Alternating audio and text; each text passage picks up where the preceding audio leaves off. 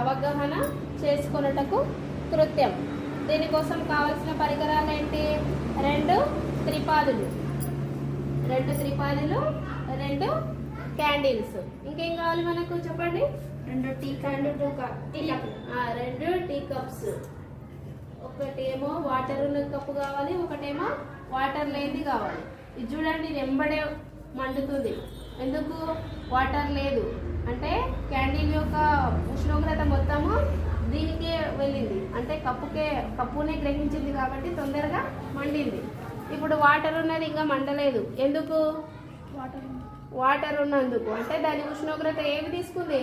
Water.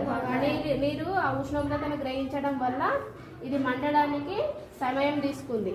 అంటే జ్వలన ఉష్ణోగ్రత దీన్ని తక్కువనా ఎక్కువనా? తక్కువ.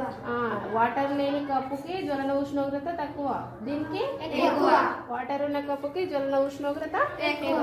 ఎందుకోసము అంటే వాటర్ ఉంది. మనం ఇచ్చిన ఉష్ణం అనేది కప్పు కాకుండా వాటర్ గ్రహించింది కాబట్టి అది సమయం ఎక్కువ తీసుకుంటుంది మండడానికి. ఇదేమో మొత్తం ఇగో కాలిపోయింది. ఏమర్థమైంది మీకు? జ్వలన ఉష్ణోగ్రత అనేది అర్థమైందా? అర్థమైంది టీచర్. ఇప్పుడు ఏంటిరా జ్వలన ఉష్ణోగ్రత అంటే? ఏ ఉష్ణోగ్రత వద్ద అయితే పదార్థం మండడం ప్రారంభిస్తుందో దాన్ని ఏమనాలి? జ్వలన ఉష్ణోగ్రత. అంటే ఇది తొందరగా మండింది కాబట్టి దీని యొక్క జ్వలన ఉష్ణోగ్రత ఎక్కువనా తక్కువనా? ఇప్పుడు కప్పులో నీరు ఉంది కదా, దాన్ని జ్వలన ఉష్ణోగ్రత ఎక్కువ.